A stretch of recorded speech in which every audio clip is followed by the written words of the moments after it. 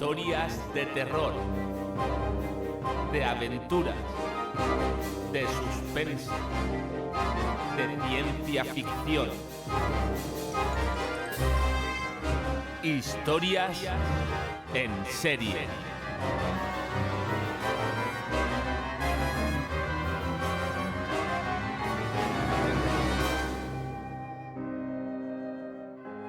Hoy, La Cruz del Diablo, de Gustavo Adolfo Bécquer.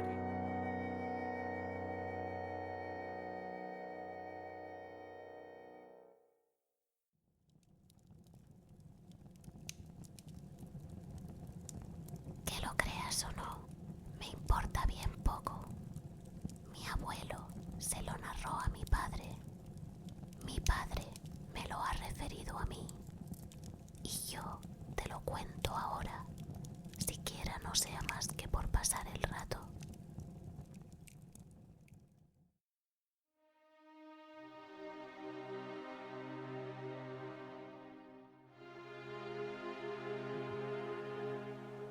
El crepúsculo comenzaba a extender sus ligeras alas de vapor sobre las pintorescas orillas del Segre cuando después de una fatigosa jornada llegamos a Bellver, término de nuestro viaje.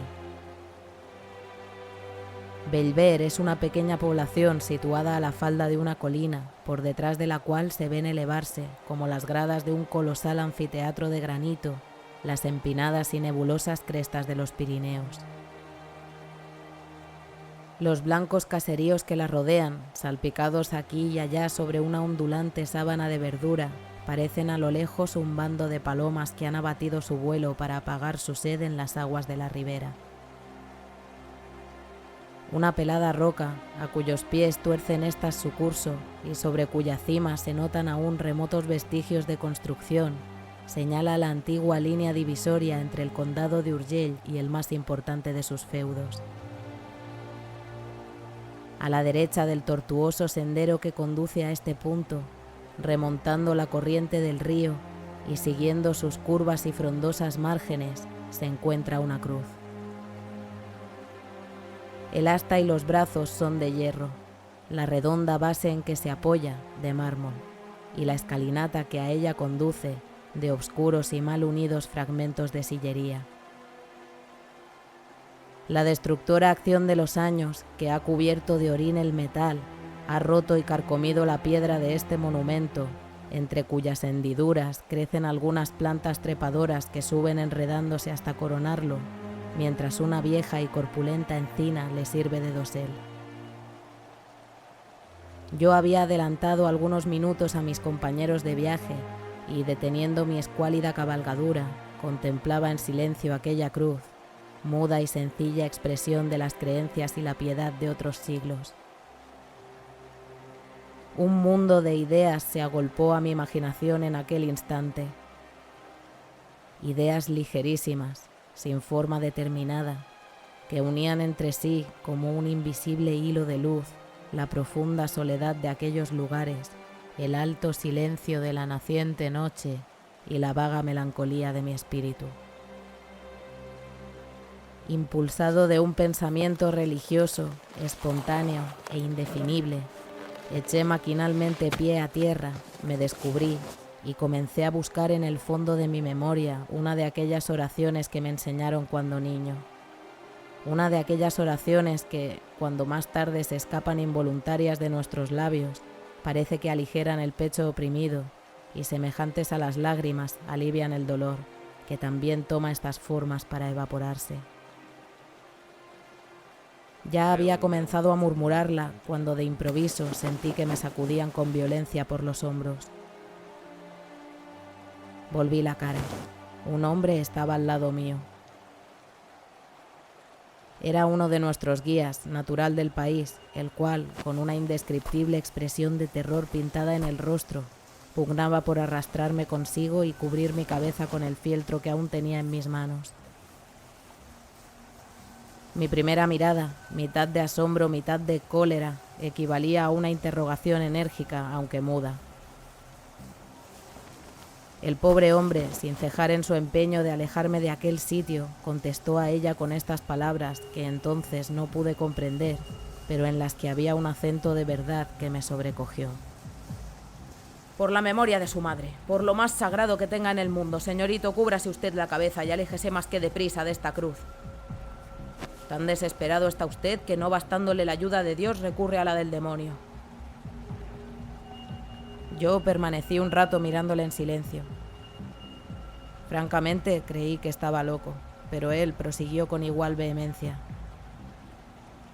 Usted busca la frontera.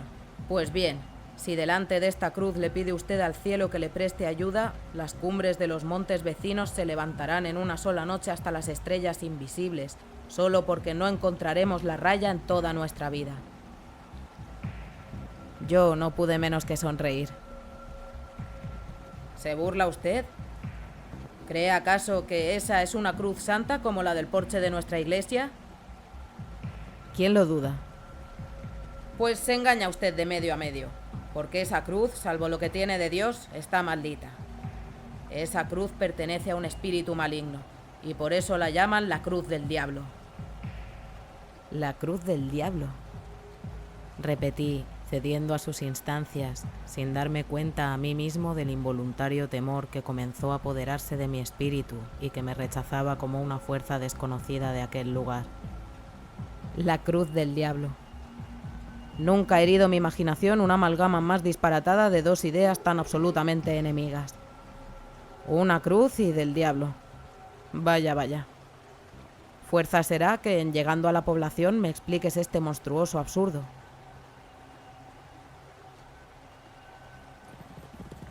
Durante este corto diálogo, nuestros camaradas, que habían picado sus cabalgaduras, se nos reunieron al pie de la cruz. Yo les expliqué en breves palabras lo que acababa de suceder, monté nuevamente en mi rocín, y las campanas de la parroquia llamaban lentamente a la oración cuando nos apeamos en lo más escondido y lóbrego de los paradores de Bellver.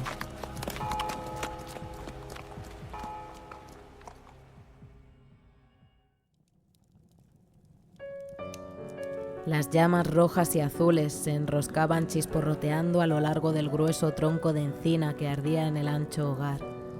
Nuestras sombras, que se proyectaban temblando sobre los ennegrecidos muros, se empequeñecían o tomaban formas gigantescas según la hoguera despedía resplandores más o menos brillantes. El vaso de saúco, ora vacío, ora lleno y no de agua, como Cangilón de Noria, había dado 3 veces la vuelta en derredor del círculo que formábamos junto al fuego, y todos esperaban con impaciencia la historia de la cruz del diablo, que a guisa de postres de la frugal cena que acabábamos de consumir se nos había prometido, cuando nuestro guía tosió por 2 veces, se echó al coleto un último trago de vino, limpióse con el revés de la mano la boca y comenzó de este modo. Hace mucho tiempo, yo no sé cuánto, pero los moros ocupaban aún la mayor parte de España. Se llamaban condes nuestros reyes, y las villas y aldeas pertenecían en feudo a ciertos señores, que a su vez prestaban homenaje a otros más poderosos, cuando acaeció lo que voy a referir a ustedes. Concluida esta breve introducción histórica, el héroe de la fiesta guardó silencio durante algunos segundos como para coordinar sus recuerdos y prosiguió así. Pues es el caso que en aquel tiempo remoto, esta villa y algunas otras formaban parte del patrimonio de un noble varón, cuyo castillo señorial se levantó por muchos siglos sobre la cresta de un peñasco que bañaba el Segre, del cual toma su nombre. Aún testifican la verdad de mi relación algunas informes ruinas que, cubiertas de jaramago y musgo, se alcanzan a ver sobre su cumbre desde el camino que conduce a este pueblo. No sé si por ventura o por desgracia quiso la suerte que este señor, a quien por su crueldad detestaban sus vasallos y por sus malas cualidades ni el rey admitía en la corte ni sus vecinos en el hogar, se aburriera de vivir solo con su mal humor y sus ballesteros en lo alto de la roca en que sus antepasados colgaron su nido de piedra. Devanábase noche y día los sesos en busca de alguna distracción propia de su carácter, lo cual era bastante difícil, después de haberse cansado, como ya lo estaba, de mover guerra a sus vecinos, apalear a sus servidores y ahorcar a sus súbditos. En esta ocasión, cuentan las crónicas, que se le ocurrió, aunque sin ejemplar, una idea feliz.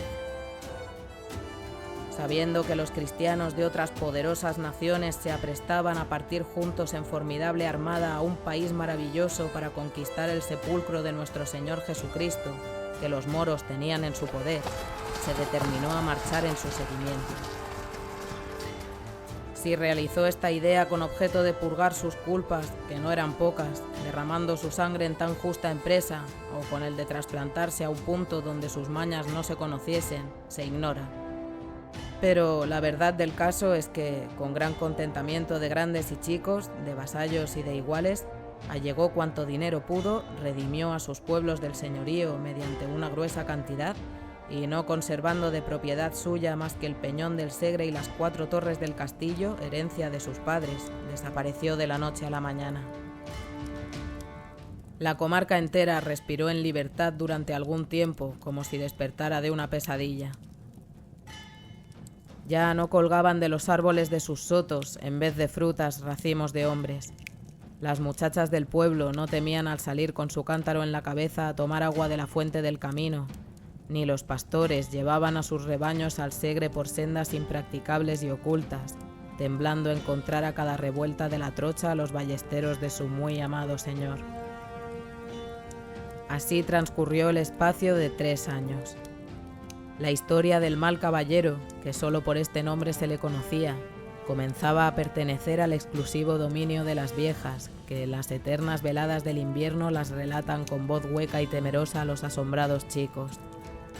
Las madres asustaban a los pequeñuelos incorregibles o llorones diciéndoles que viene el señor del Segre, cuando he aquí que no sé si un día o una noche, si caído del cielo o abortado de los profundos, el temido señor apareció efectivamente y, como suele decirse, en carne y hueso, en mitad de sus antiguos vasallos. Renuncio a describir el efecto de esta agradable sorpresa. Ustedes se lo podrán figurar mejor que yo pintarlo. Solo decirles que tornaba reclamando sus vendidos derechos, que si malo se fue, peor volvió, y si pobre y sin crédito se encontraba antes de partir a la guerra, ya no podía contar con más recursos que su despreocupación, su lanza y una media docena de aventureros tan desalmados y perdidos como su jefe. Como era natural, los pueblos se resistieron a pagar tributos que a tanta costa habían redimido, pero el señor puso fuego a sus heredades, a sus alquerías y a sus mieses. Entonces apelaron a la justicia del rey, pero el señor se burló de las cartas leyes de los condes soberanos, las clavó en el postigo de sus torres y colgó a los farsantes de una encina. Exasperados y no encontrando otra vía de salvamento, por último, se pusieron de acuerdo entre sí, se encomendaron a la divina providencia y tomaron las armas. Pero el señor reunió a sus secuaces, llamó en su ayuda al diablo, se encaramó a su roca y se preparó a la lucha. Esta comenzó terrible y sangrienta.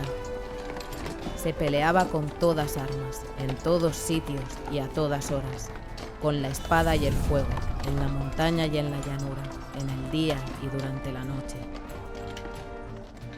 Aquello no era pelear para vivir, era vivir para pelear. Al cabo, triunfó la causa de la justicia. Oigan ustedes cómo. Una noche oscura, muy oscura, en que no se oía ni un rumor en la tierra ni brillaba un solo astro en el cielo, los señores de la fortaleza, engreídos por una reciente victoria, se repartían el botín y, ebrios con el vapor de los licores en mitad de la loca y estruendosa orgía, entonaban sacrílegos cantares en honor de su infernal patrono. Como dejo dicho, nada se oía en derredor del castillo, excepto el eco de las blasfemias que palpitaban, perdidas en el sombrío seno de la noche, como palpitan las almas de los condenados envueltas en los pliegues del huracán de los infiernos. Ya los descuidados centinelas habían fijado algunas veces sus ojos en la villa que reposaba silenciosa y se habían dormido sin temor a una sorpresa, apoyados en el grueso tronco de sus lanzas, cuando he aquí que algunos aldeanos, resueltos a morir y protegidos por la sombra, comenzaron a escalar el cubierto peñón del Segre, a cuya cima tocaron a punto de la medianoche. Una vez en la cima, lo que faltaba por hacer fue obra de poco tiempo.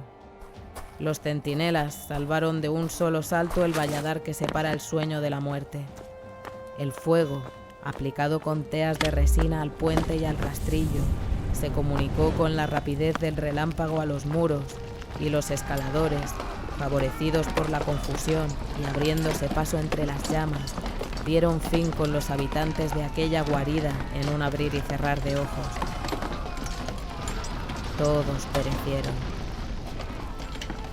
Cuando el cercano día comenzó a blanquear las altas copas de los enebros, humeaban aún los calcinados escombros de las desplomadas torres, y a través de sus anchas brechas, chispeando al herirla la luz, y colgada de uno de los negros pilares de la sala del festín, era fácil divisar la armadura del temido jefe, cuyo cadáver, cubierto de sangre y polvo, yacía entre los desgarrados tapices y las calientes cenizas, confundido con los de sus obscuros compañeros.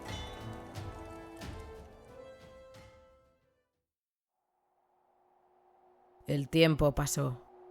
Comenzaron los zarzales a rastrear por los desiertos patios, la hiedra a enredarse en los obscuros machones y las campanillas azules a mecerse colgadas de las mismas almenas. Los desiguales soplos de la brisa, el graznido de las aves nocturnas y el rumor de los reptiles que se deslizaban entre las altas hierbas turbaban solo de vez en cuando el silencio de muerte de aquel lugar maldecido. Los insepultos huesos de sus antiguos moradores blanqueaban al rayo de la luna, y aún podía verse el haz de armas del señor del Segre colgado del negro pilar de la sala del festín. Nadie osaba tocarlo, pero corrían 1000 fábulas acerca de aquel objeto, causa incesante de hablillas y terrores para los que lo miraban llamear durante el día, herido por la luz del sol, o creían percibir en las altas horas de la noche el metálico son de sus piezas, que chocaban entre sí cuando las movía el viento con un gemido prolongado y triste. A pesar de todos los cuentos que a propósito de la armadura se fraguaron y que en voz baja se repetían unos a otros los habitantes de los alrededores, no pasaban de cuentos, y el único más positivo que de ellos resultó se redujo entonces a una dosis de miedo más que regular, que cada uno de por sí se esforzaba en disimular lo posible, haciendo, como suele decirse, de tripas corazón. Si de aquí no hubiera pasado la cosa, nada se habría perdido. Pero el diablo, que a lo que parece no se encontraba satisfecho de su obra, sin duda con el permiso de Dios y a fin de hacer purgar a la comarca algunas culpas, volvió a tomar cartas en el asunto. Desde aquel momento, las fábulas, que hasta aquella época no pasaron de un rumor vago y sin viso alguno de verosimilitud, comenzaron a tomar consistencia y a hacerse de día a día más probables. En efecto, hacía algunas noches que todo el pueblo había podido observar un extraño fenómeno. Entre las sombras, a lo lejos, ya subiendo las retorcidas crestas del peñón del Segre, ya vagando entre las ruinas del castillo, ya cerniéndose al parecer en los aires, se veían correr, cruzarse, esconderse y tornar a aparecer para alejarse en distintas direcciones unas luces misteriosas y fantásticas cuya procedencia nadie sabía explicar. Esto se repitió por 3 o 4 noches durante el intervalo de un mes, y los confusos aldeanos esperaban inquietos el resultado de aquellos conciliábulos, que ciertamente no se hizo aguardar mucho, cuando 3 o 4 alquerías incendiadas, varias reses desaparecidas y los cadáveres de algunos caminantes despeñados en los precipicios pusieron en alarma a todo el territorio en 10 leguas a la redonda. Ya no quedó duda alguna. Una banda de malhechores se albergaba en los subterráneos del castillo. Estos, que solo se presentaban al principio muy de tarde en tarde y en determinados puntos del bosque que, aún en el día, se dilata a lo largo de la ribera, concluyeron por ocupar casi todos los desfiladeros de las montañas, emboscarse en los caminos, saquear los valles y descender como un torrente a la llanura, donde a este quiero, a este no quiero, no dejaban títere con cabeza. Los asesinatos se multiplicaban, las muchachas desaparecían y los niños eran arrancados de las cunas a pesar de los lamentos de sus madres para servirlos en diabólicos festines en que, según la creencia general, los vasos sagrados sustraídos de las profanadas iglesias servían de copas.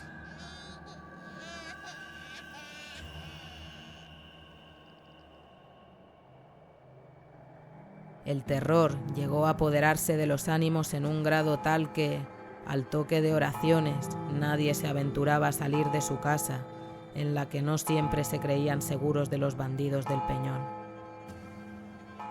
Mas, ¿quiénes eran estos? ¿De dónde habían venido?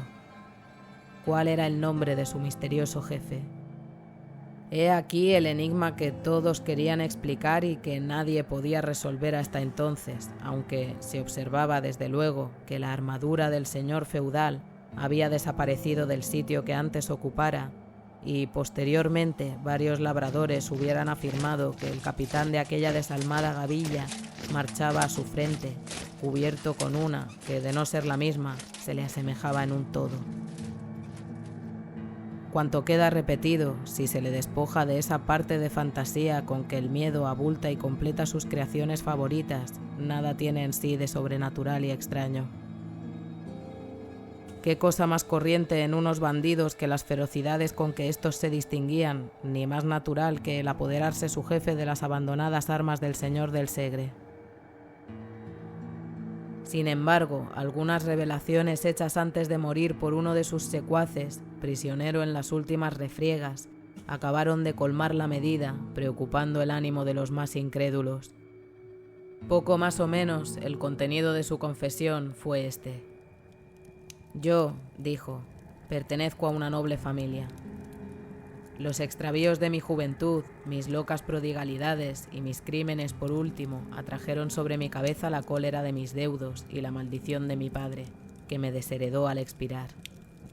Hallándome solo y sin recursos de ninguna especie, el diablo sin duda debió sugerirme la idea de reunir a algunos jóvenes que se encontraban en una situación idéntica a la mía, los cuales, seducidos con las promesas de un porvenir de disipación, libertad y abundancia, no vacilaron un instante en suscribir a mis designios.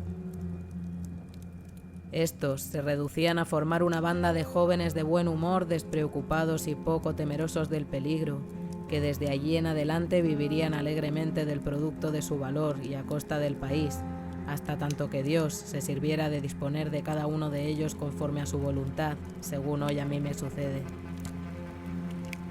Con este objeto señalamos esta comarca para teatro de nuestras expediciones futuras y escogimos como punto más a propósito para nuestras reuniones el abandonado castillo del Segre, lugar seguro no tanto por su posición fuerte y ventajosa como por hallarse defendido contra el vulgo por las supersticiones y el miedo. Congregados una noche bajo sus ruinosas arcadas, alrededor de una hoguera que iluminaba con su rojizo resplandor las desiertas galerías, trabóse una acalorada disputa sobre cuál de nosotros habría de ser elegido jefe. Cada uno alegó sus méritos, yo expuse mis derechos. Ya los unos murmuraban entre sí con ojeadas amenazadoras, ya los otros, con voces descompuestas por la embriaguez, habían puesto la mano sobre el pomo de sus puñales para dirimir la cuestión, cuando de repente oímos un extraño crujir de armas, acompañado de pisadas huecas y sonantes, que de cada vez se hacían más distintas. Todos arrojamos a nuestro alrededor una inquieta mirada de desconfianza. Nos pusimos en pie y desnudamos nuestros aceros, determinados a vender caras nuestras vidas, pero no pudimos por menos que permanecer inmóviles al ver adelantarse con paso firme e igual un hombre de elevada estatura, completamente armado de la cabeza al pie y cubierto el rostro con la visera del casco, el cual, desde desnudando su montante, que 2 hombres podrían apenas manejar, y poniéndose sobre uno de los carcomidos fragmentos de las rotas arcadas, exclamó con voz hueca y profunda, semejante al rumor de una caída de aguas subterráneas: Si alguno de vosotros se atreve a ser el primero mientras yo habite en el castillo del Segre, que tome esa espada, signo del poder. Todos aguardamos en silencio, hasta que, transcurrido el primer momento de estupor, le proclamamos a grandes voces nuestro capitán, ofreciéndole una copa de nuestro vino, la cual rehusó por señas, acaso por no descubrirse la faz, que en vano procuramos distinguir a través de las rejillas de hierro que la ocultaban a nuestros ojos. No obstante, aquella noche pronunciamos el más formidable de los juramentos y a la siguiente dieron principio nuestras nocturnas correrías. En ellas, nuestro misterioso jefe marchaba siempre delante de todos. Ni el fuego le ataja, ni los peligros le intimidan, ni las lágrimas le conmueven. Nunca despliega sus labios, pero cuando la sangre humea en nuestras manos, como cuando los templos se derrumban calcinados por las llamas, cuando las mujeres huyen espantadas entre las ruinas y los niños arrojan gritos de dolor y los ancianos perecen a nuestros golpes, contesta con una carcajada de feroz alegría a los gemidos, a las imprecaciones y a los lamentos. Jamás se desnuda de sus armas ni abate la visera de su casco después de la victoria, ni participa del festín, ni se entrega al sueño. Las espadas que le hieren se hunden entre las piezas de su armadura, y ni le causan la muerte, ni se retiran teñidas en sangre. El fuego enrojece su espaldar y su cota, y aún prosigue impávido entre las llamas, buscando nuevas víctimas. Desprecia el oro, aborrece la hermosura, y no le inquieta la ambición. Entre nosotros, unos le creen un extravagante, otros un noble arruinado que por un resto de pudor se tapa la cara, y no falta quien se encuentra convencido de que es el mismo diablo en persona.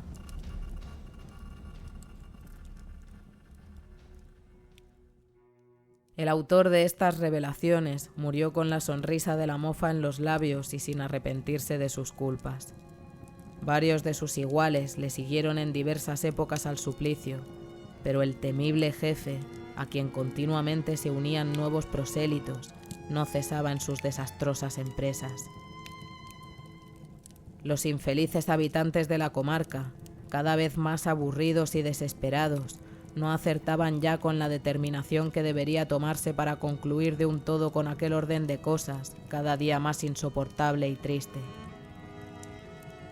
Inmediato a la villa y oculto en el fondo de un espeso bosque, vivía a esta sazón en una pequeña ermita dedicada a San Bartolomé, un santo hombre de costumbres piadosas y ejemplares, a quien el pueblo tuvo siempre en olor de santidad, merced a sus saludables consejos y acertadas predicciones.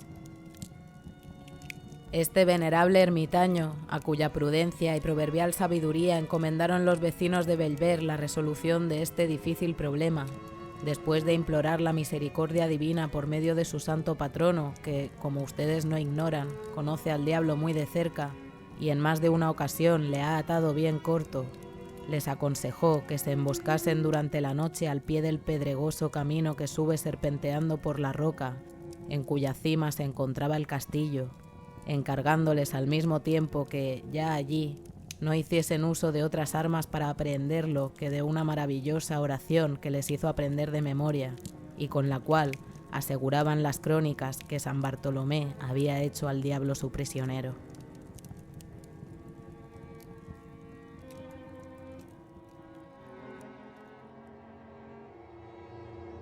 Púsose en planta el proyecto y su resultado excedió a cuantas esperanzas se habían concebido, pues aún no iluminaba el sol del otro día la alta torre de Bellver, cuando sus habitantes, reunidos en grupos en la plaza mayor, se contaban unos a otros con aire de misterio cómo aquella noche, fuertemente atado de pies y manos y a lomo de una poderosa mula, había entrado en la población el famoso capitán de los bandidos del Segre. De qué arte se valieron los acometedores de esta empresa para llevarla a término, ni nadie se lo acertaba a explicar, ni ellos mismos podían decirlo.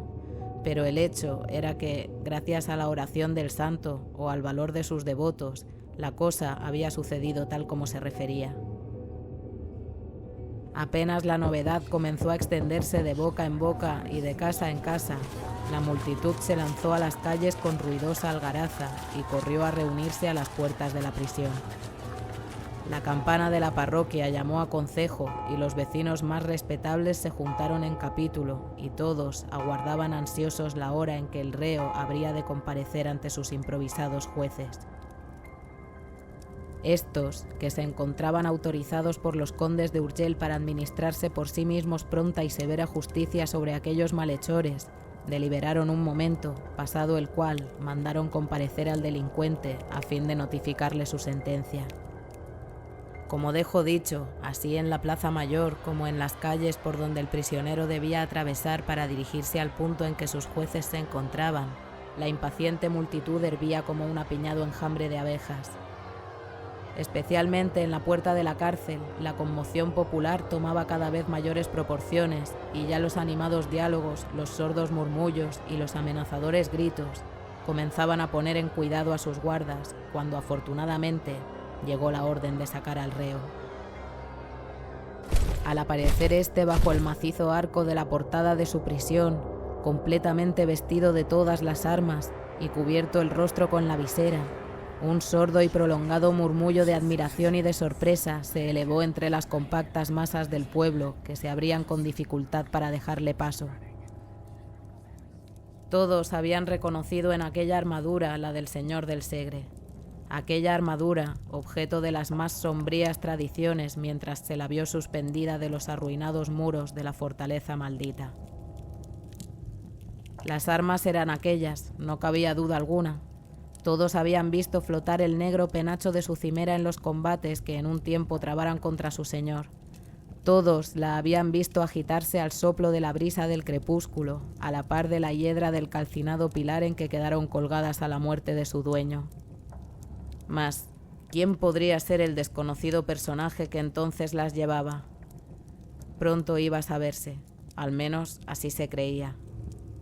Los sucesos dirán cómo esta esperanza quedó frustrada, a la manera de otras muchas, y por qué de este solemne acto de justicia, del que debía aguardarse el completo esclarecimiento de la verdad, resultaran nuevas y más inexplicables confusiones. El misterioso bandido penetró al fin en la sala del concejo, y un silencio profundo sucedió a los rumores que se elevaran entre los circunstantes, al oír resonar, bajo las altas bóvedas de aquel recinto, el metálico son de sus acicates de oro. Uno de los que componían el tribunal, con voz lenta e insegura, le preguntó su nombre, y todos prestaron el oído con ansiedad para no perder una sola palabra de su respuesta. Pero el guerrero se limitó a encoger sus hombros ligeramente con un aire de desprecio e insulto que no pudo menos que irritar a sus jueces, los que se miraron entre sí sorprendidos. 3 veces volvió a repetirle la pregunta y otras tantas obtuvo semejante o parecida contestación. ¡Que se levante la visera! ¡Que se descubra! ¡Que se descubra! Comenzaron a gritar los vecinos de la villa presentes en el acto. ¡Que se descubra! Veremos si se atreve entonces a insultarnos con su desdén, como lo hace ahora protegido por el incógnito. «Descubríos», repitió el mismo que anteriormente le dirigiera la palabra. El guerrero permaneció impasible. «Os lo mando en nombre de nuestra autoridad». La misma contestación. «En el de los condes soberanos». Ni por esas. La indignación llegó a su colmo, hasta el punto que uno de sus guardias, lanzándose sobre el reo, cuya pertinacia en callar bastaría para apurar la paciencia a un santo, le abrió violentamente la visera. Un grito general de sorpresa se escapó del auditorio, que permaneció por un instante herido de un inconcebible estupor. La cosa no era para menos. El casco, cuya férrea visera se veía en parte levantada hasta la frente, en parte caída sobre la brillante gola de acero, estaba vacío, completamente vacío. Cuando pasado ya el primer momento de terror quisieron tocarle, la armadura se estremeció ligeramente y, descomponiéndose en piezas, cayó al suelo con un ruido sordo y extraño. La mayor parte de los espectadores, a la vista del nuevo prodigio, abandonaron tumultuosamente la habitación y salieron despavoridos a la plaza. La nueva se divulgó con la rapidez del pensamiento entre la multitud que aguardaba impaciente el resultado del juicio, y fue tal la alarma, la revuelta y la vocería que ya a nadie cupo duda sobre lo que de pública voz se aseguraba, esto es, que el diablo, a la muerte del señor del Segre, había heredado los feudos de Belver. Al fin se apaciguó el tumulto y decidióse volver a un calabozo la maravillosa armadura. Ya en él despacháronse 4 emisarios que, en representación de la atribulada villa, hiciesen presente el caso al conde de Urgell y al arzobispo, los que no tardaron muchos días en tornar con la resolución de estos personajes, resolución que, como suele decirse, era breve y compendiosa.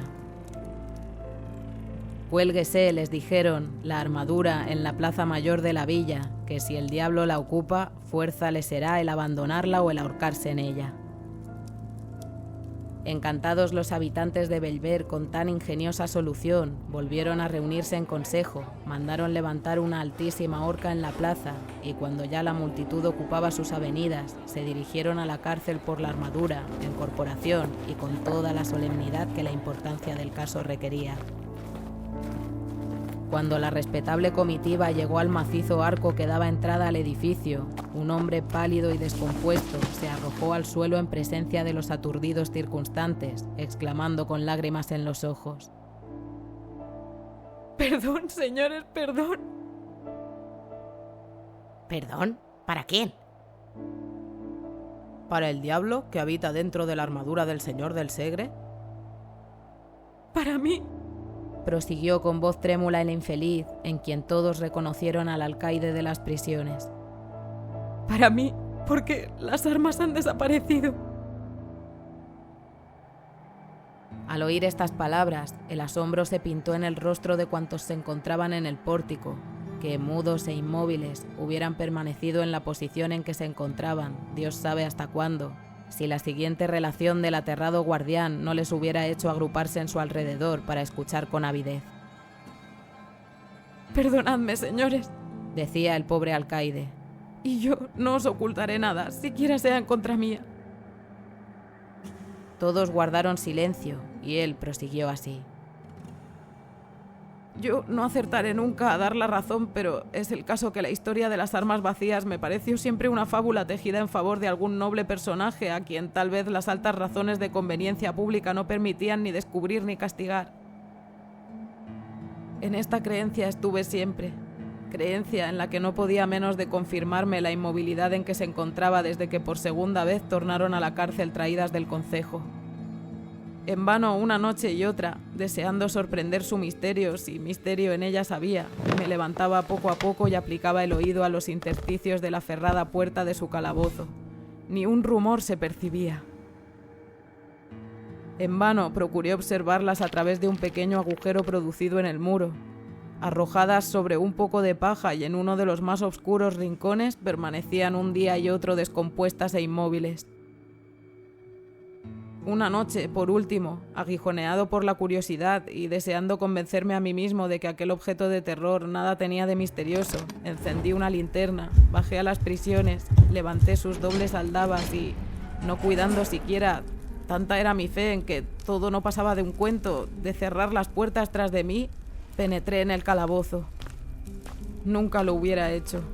Apenas anduve unos pasos, la luz de mi linterna se apagó por sí sola y mis dientes comenzaron a chocar y mis cabellos a erizarse. Turbado en el profundo silencio que me rodeaba, había oído como un ruido de hierros que se removían y chocaban al unirse entre las sombras. Mi primer movimiento fue arrojarme a la puerta para cerrar el paso, pero al asir sus hojas sentí sobre mis hombros una mano formidable cubierta con un guantelete que después de sacudirme con violencia me derribó sobre el dintel. Allí permanecí hasta la mañana siguiente, que me encontraron mis servidores falto de sentido y recordando solo que después de mi caída había creído percibir confusamente como unas pisadas sonoras al compás de las cuales resonaba un rumor de espuelas que poco a poco se fue alejando hasta perderse. Cuando concluyó el alcaide, reinó un silencio profundo, al que siguió luego un infernal concierto de lamentaciones, gritos y amenazas.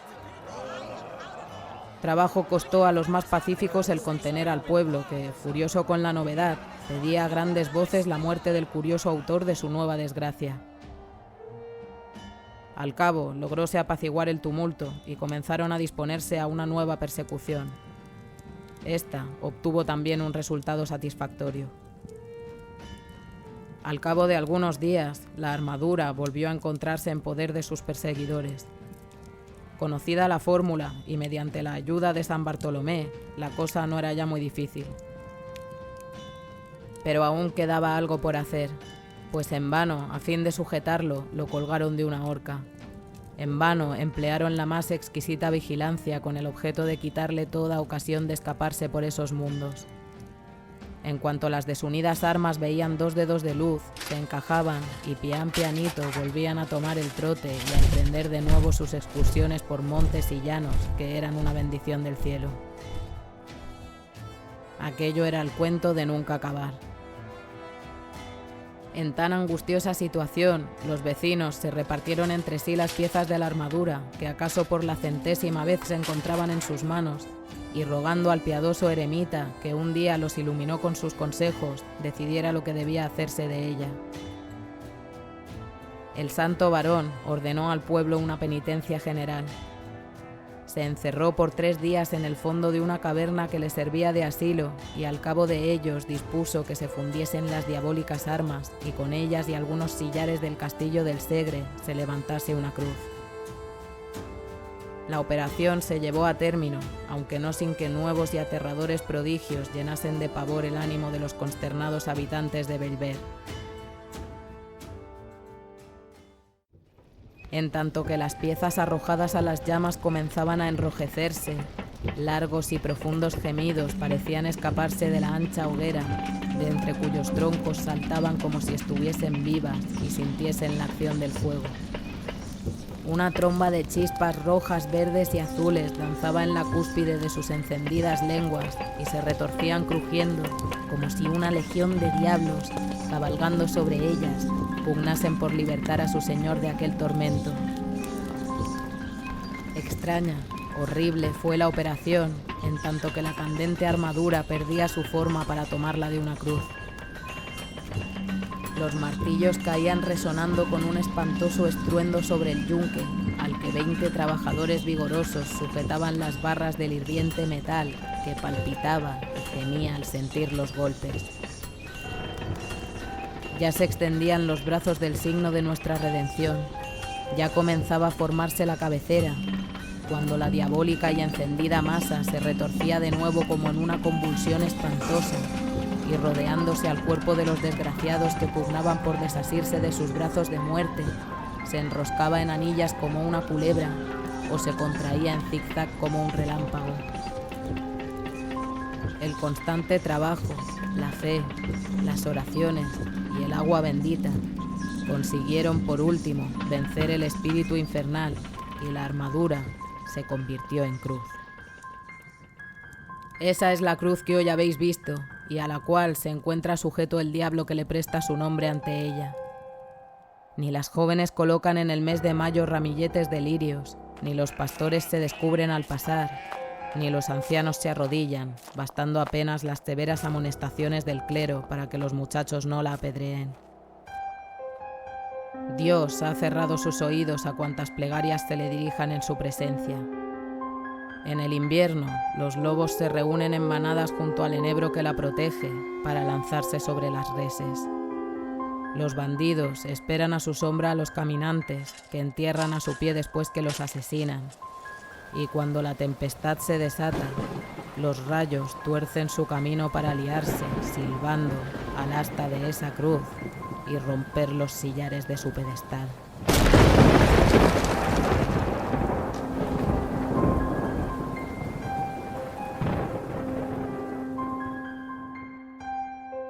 La Cruz del Diablo, de Gustavo Adolfo Bécquer.